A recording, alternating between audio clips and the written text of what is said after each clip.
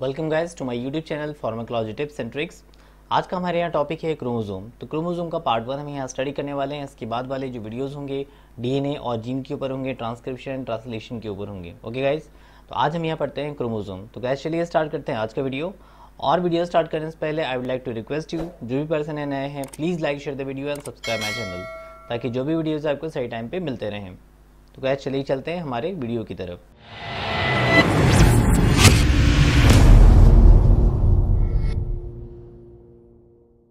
हम स्टार्ट करते हैं सेल से, बिकॉज हमारी जो बॉडी बनी है वो ऑर्गन के बनी है, ऑर्गन टिश्यू का बना होता है, टिश्यू जो है वो सेल से बनी है, राइट।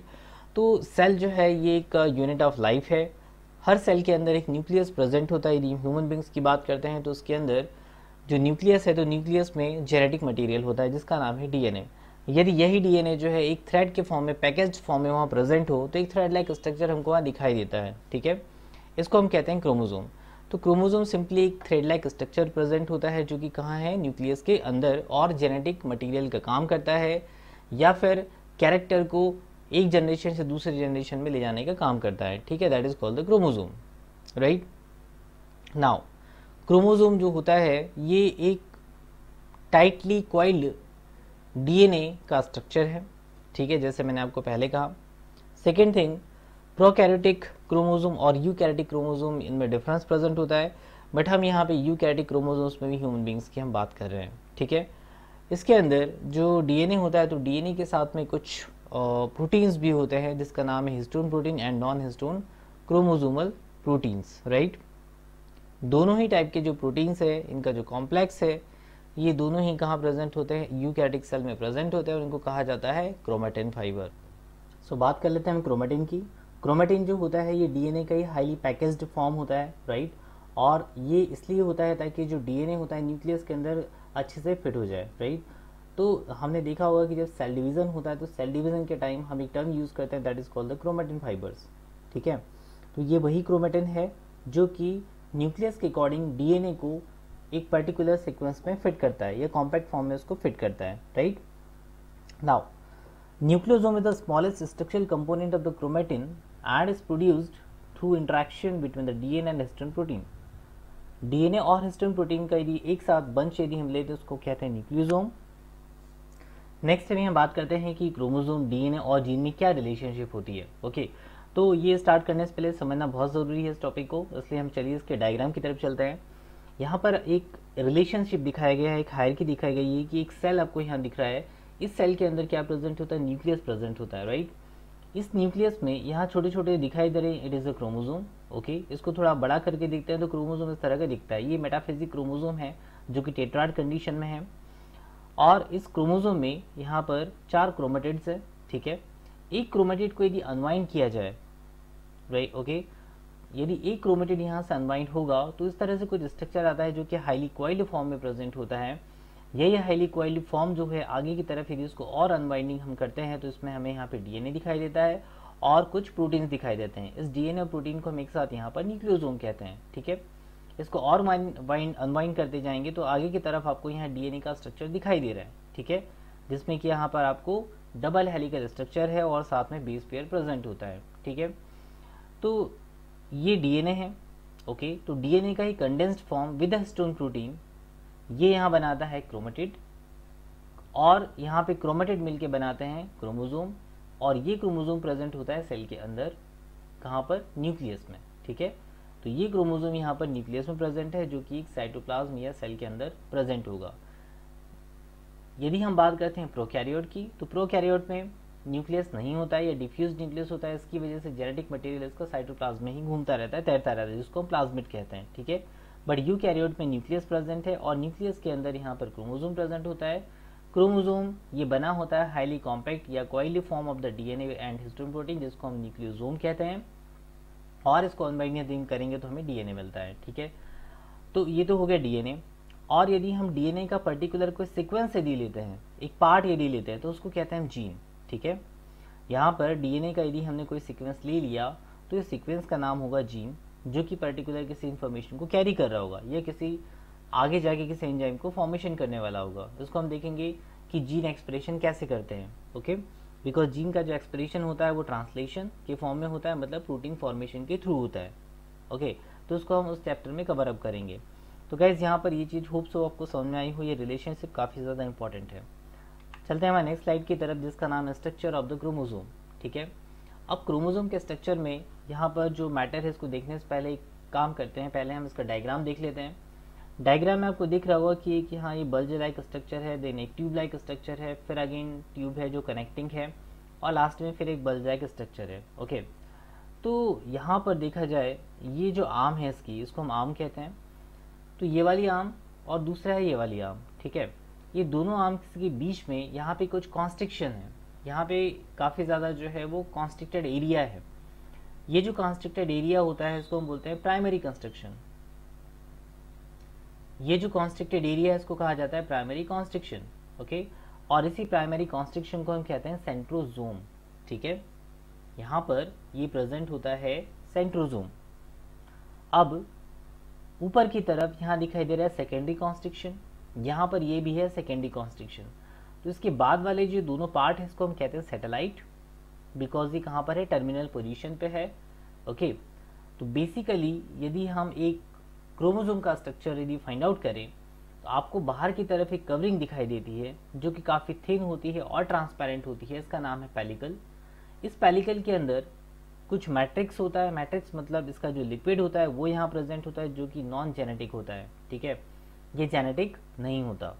और पेलिकल जो होती है ये भी कैसी होती है, एक्रोमेटिक होती है। एक्रोमेटिक का मतलब होता है कि इसमें कोई कलर नहीं होता। ए मीन्स नहीं और क्रोमा मीन्स कलर, तो कोई भी कलर इसमें नहीं होता है इसकी मेम्ब्रेन में। ठीक है, अंदर मैट्रिक्स की यदि बात करते हैं तो मैट्रिक्स जो होता है ये ग्राउंड सब्सटेंस होता है इस पर्टिकुलर क्रोमोसोम का। ठीक है, जिसके अंदर यहाँ पे आपको कुछ स्पाइरल स्ट्रक्चर दिखाई दे रहा है। ठीक है ना, यहाँ पे ये देखिए फर्स्ट बैंड गया, ये सेकेंड बैंड गया। ओके, तो यहाँ दो तरह के बैंड है जो कि आपस में पैरेलली चल रहे हैं, इसको हम कहते हैं क्रोमोनिमेटा। ठीक है, ये जो दो बैंड आपको दिखाई दे रहे हैं इट इज कॉल्ड द क्रोमोनिमेटा। तो ये जो क्रोमोनिमेटा होते हैं ये हाईली कॉइल्ड स्ट्रक्चर है। यहाँ देख रहे हो आप कि काफ़ी ज़्यादा इसमें कॉइलिंग होती है ना, डेंस कॉइलिंग होती है। और एक थ्रेड लाइक स्ट्रक्चर हमको यहाँ पे ये दिखाई देता है जिसका थिकनेस होता है 800 एंगस्ट्रॉम का। ठीक है, अब बात करते हैं कि ये जो क्रोमोनिमेटा होता है ये बना किस चीज़ का होता है। तो डेफिनेटली हमको दूर से समझ में आ रहा है कि डीएनए ज़रूर होगा यहाँ पे, क्योंकि क्रोमोसोम की बात चल रही है तो डीएनए तो होगा ही होगा।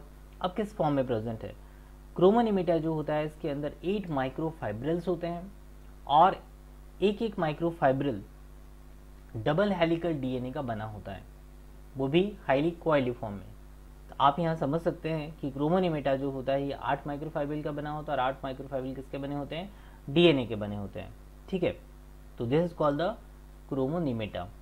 तो गाइज ये स्ट्रक्चर आप ध्यान में रखिएगा, इसमें कौन कौन से पॉइंट्स हैं वो ध्यान रखिए। प्राइमरी कंस्ट्रक्शन कौन सा है जिसको हम सेंट्रोजोम कह रहे हैं, इसी के ब्रैकेट में यहाँ काइनेटोकोर लिखा हुआ है, इसको हम देखते हैं आगे कि ये क्या होता है ना। ये डिस्क लाइक स्ट्रक्चर है जिसका यूज होता है सेल डिवीजन के टाइम। तो यहाँ पर कुछ इसके इंपॉर्टेंट पार्ट्स दिए हुए हैं जैसे कि क्रोमेटिड, इसको आप एज अ इम्पॉर्टेंट टर्मिनोलॉजीज भी आप ले सकते हो या फिर main part of the chromosome भी यहाँ पे डिक्टेट कर सकते हो। तो क्रोमेटिड, ओके, क्रोमेटिड जैसे मैंने आपको पहले बताया था कि जो टेट्राड कंडीशन थी उसमें 4 क्रोमेटिड प्रेजेंट होते हैं। ओके, तो उसका एक आर्म जो होता है वो क्या कहलाता है, क्रोमेटिड कहलाता है, राइट। ओके, हर क्रोमोसोम की यदि हम बात करें तो हर क्रोमोसोम में 2 क्रोमेटिड्स होते हैं। ठीक है, डिपेंड करता है कि इसका जो सेंट्रोमियर है वो कहाँ प्रेजेंट है ना, सेंटर में प्रेजेंट है या थोड़ा अपर पोजीशन में प्रेजेंट है, उसके अकॉर्डिंग इसके 2 आर्म्स हो सकते हैं, long arm and short arm, right. तो यहाँ पर क्या होगा, जो क्रोमेटिड है, तो क्रोमेटिड क्या है, एक आर्म का नाम है, या फिर हम कह सकते हैं कि जो क्रोमोसोम होता है ये 2 क्रोमेटिड में डिवाइडेड होता है। ओके, जिसको कनेक्ट कौन करता है, सेंट्रोजोम। ओके, तो ये आपको समझ में आ जाएगा। नाउ बात करते हैं सेंट्रोमियर की या काइनेटोकोर की।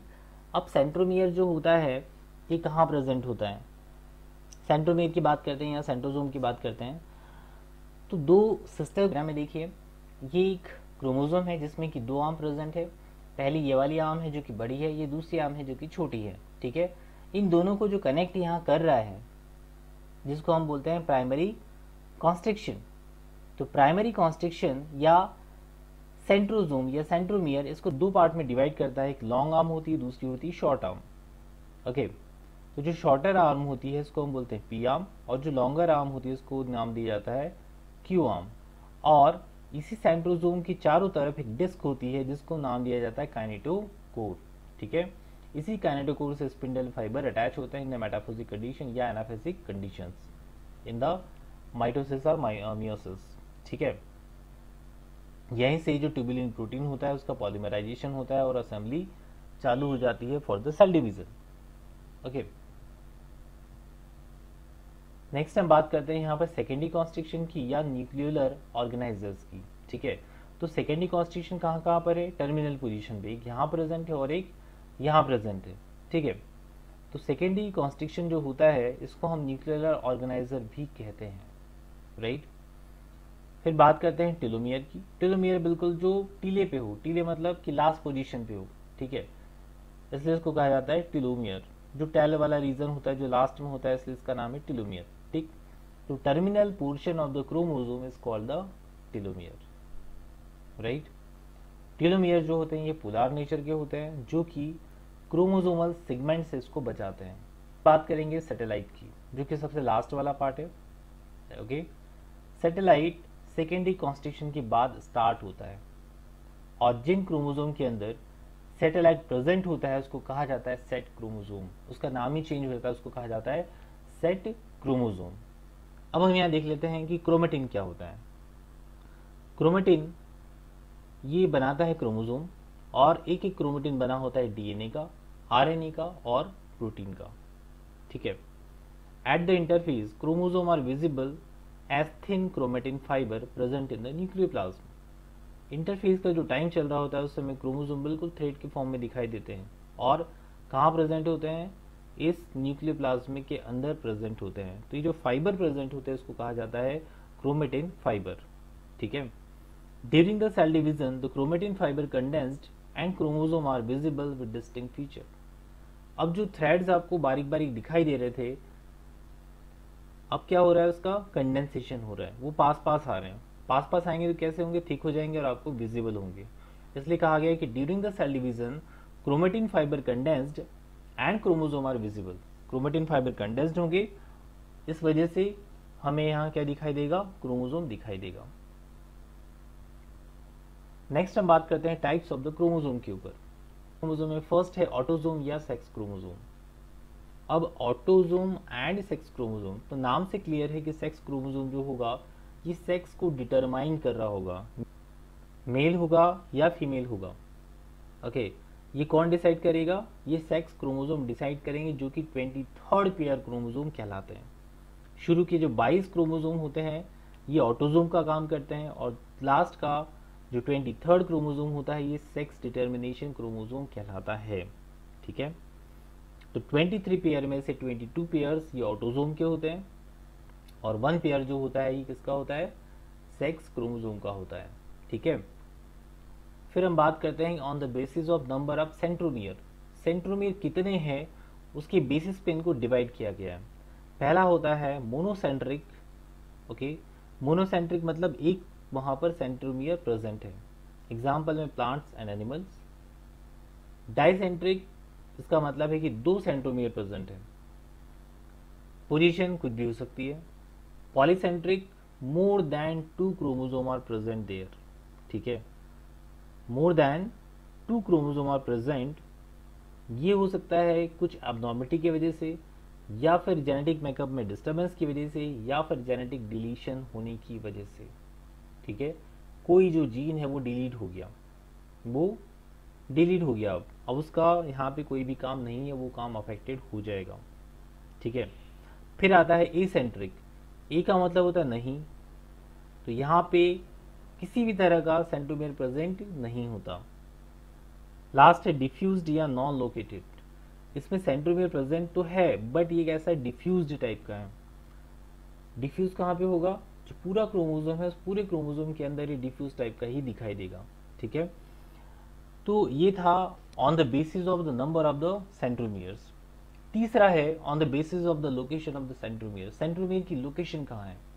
ठीक है, यहाँ पे डायग्राम में आपको दिख रहा होगा कि टीलोसेंट्रिक है, एक्रोसेंट्रिक है, सब मेटासेंट्रिक और मेटासेंट्रिक है। ठीक है, सबसे ज़्यादा आपको समझ में आएगा मेटासेंट्रिक से। मेटासेंट्रिक भी देखिए बिल्कुल सेंटर पोजीशन पे प्रेजेंट है, सेंट्रोजोम। वही एक्रोसेंट्रिक में बात करें तो कहाँ पोल की तरफ ये खिसक गया, टीलोसेंट्रिक में बिल्कुल पोल की तरफ आ गया ये। ओके, बिल्कुल टीले पे है या लास्ट पॉइंट पे है, इसको बोलते हैं टीलोसेंट्रिक। तो टीलोसेंट्रिक के अंदर जो सेंट्रोजोम है ये बिल्कुल टर्मिनल पोजीशन पे प्रेजेंट होता है।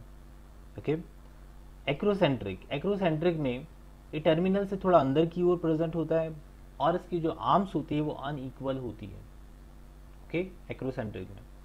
फिर आता है सब मेटासेंट्रिक। सब मेटासेंट्रिक, मेटासेंट्रिक मतलब मिडलाइन पे जमा होने वाला होगा, मेटाफिजिक कंडीशन की हम बात कर रहे हैं। ठीक है, सब मेटासेंट्रिक मतलब कि जस्ट जो मिड पोर्शन होता है, मिड पोर्शन पे ना आके उससे थोड़ा सा दूर है, उससे उसको कहा जाता है सब मेटासेंट्रिक आर्म। अभी भी यहाँ जो आर्म है वो कैसी है, अनइक्वल है। फिर आता है लास्ट मेटासेंट्रिक। तो जो मेटासेंट्रिक है इसमें सेंट्रोमियर बिल्कुल मिड में प्रेजेंट होता है, इसलिए मेटासेंट्रिक में जो आर्म्स है वो इक्वल पार्ट में डिवाइड होती है। बाकी जितने भी हैं टीलोसेंट्रिक, एक्रोसेंट्रिक और सब मेटासेंट्रिक, इन सभी में जो सेंट्रोमियर है इनका पोजीशन डिफर है। ओके, और जो इनकी आर्म्स है वो भी अनइक्वल है। राइट, लास्ट हम बात करते हैं function of the chromosome. Chromosome के क्या फंक्शन होते हैं? पहला होता है जेनेटिक कोड स्टोरेज, है ना। जेनेटिक इन्फॉर्मेशन कहाँ प्रेजेंट होती है? क्रोमोसोम के अंदर प्रेजेंट होती है, इसको कहा गया जेनेटिक कोड स्टोरेज। दूसरा है सेक्स डिटर्मिनेशन। अभी आपको बताया कि जो 23rd पेयर ऑफ क्रोमोसोम होता है सेक्स डिटर्मिनेशन के लिए रिस्पॉन्सिबल है। तीसरा है control of the cell division. Cell division को कंट्रोल करना via the expression of the several genes. Okay, और जीन क्या करेगा? एंजाइम को सीक्रेट करेगा। Formation of protein and storage. So guys, thank you very much for watching this video. मिलते हैं next video में।